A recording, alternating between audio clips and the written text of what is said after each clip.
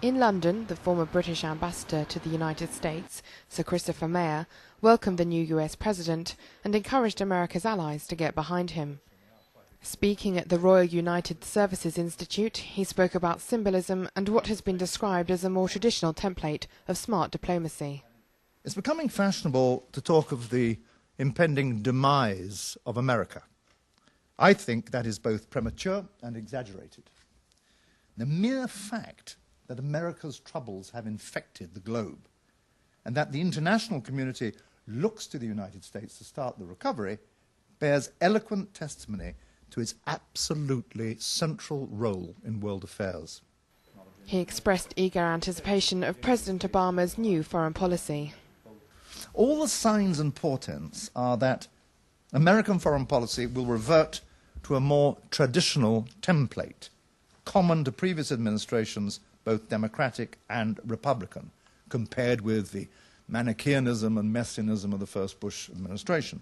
One that takes allies, international institutions and diplomacy seriously, but does not, if need be, eschew the unilateral use of force.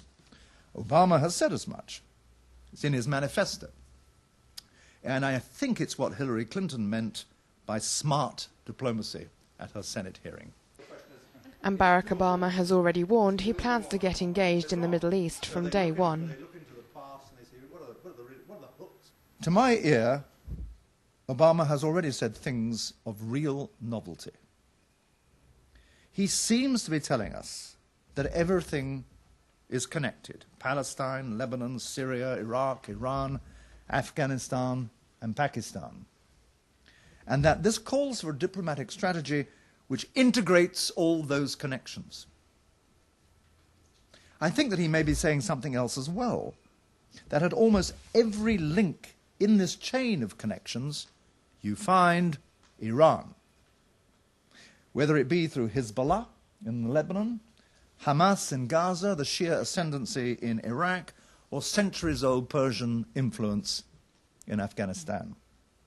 And that's before you get to Iran's energy reserves and the nuclear question.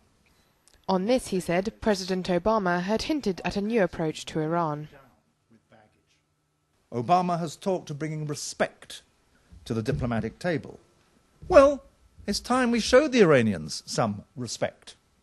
And I hasten to add, I have never served in Tehran. If we could show this respect for the Soviet Union in the depths of the Cold War, we can do it for the Iranians. You don't have to like the Iranian government. You don't have to be an admirer of President Ahmadinejad. But if you treat people like pariahs, they tend to behave like pariahs. If you tell the Iranians that there can be no talks unless they abandon in advance their largest negotiating card, the nuclear issue, there will be no talks. That is why Obama's reference to no preconditions may be so significant. Of course, any negotiation with Tehran will be damnably difficult, but the effort should be made, and not just on the nuclear issue. In conclusion, Sir Christopher said he hoped the close British-American relationship would continue along more modern lines. An important day, not just for the US, but for the international community as a whole.